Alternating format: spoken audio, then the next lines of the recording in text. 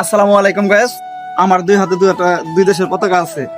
ইসরায়েলের আছে 500 টাকা আর ইরানের টাকা নাই।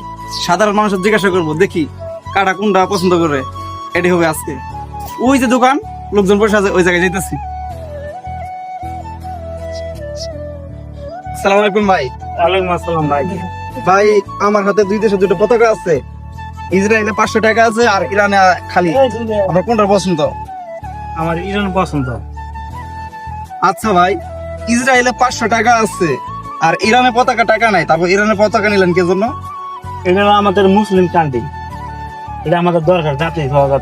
আর এটা ইসরায়েল হলো এটা ইহুদির বাচ্চা। এটা 5 লাখ, এটা 500 টাকা, কিন্তু 5 লাখ কে দেয় আমি তাও নিব না।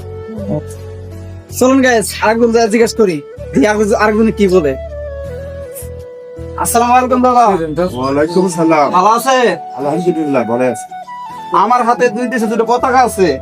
একটা হলো ইসরায়েলে, সাথে 500 টাকা আছে, আর একটা হলো ইরানের। আপনি কোনটা নিবেন?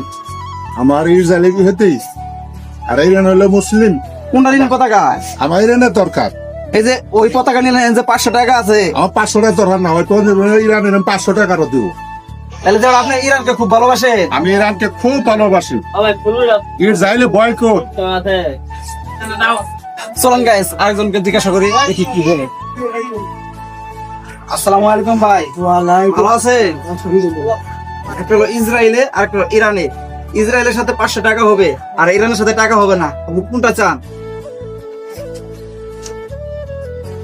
ভাই, আপনি ইরানের পতাকা নিলেন, ইসরায়েলের পতাকার সাথে 500 টাকা আছিল, এইটা না নিয়ে এইটা নিলেন কে লাগে? ইরান আমার দরকারি না, ইরান হইল মুসলিম, ইসরায়েল ইহুদি বয়কট, এটা আমার দরকার নেই। আমি আরো 500 টাকা দিবেন। গাইস দেখেন, গ্রামের সাধারণ মানুষ তারপরও ইসরায়েল বয়কট করলো, তারপর থেকে আমার 500 টাকা দিল।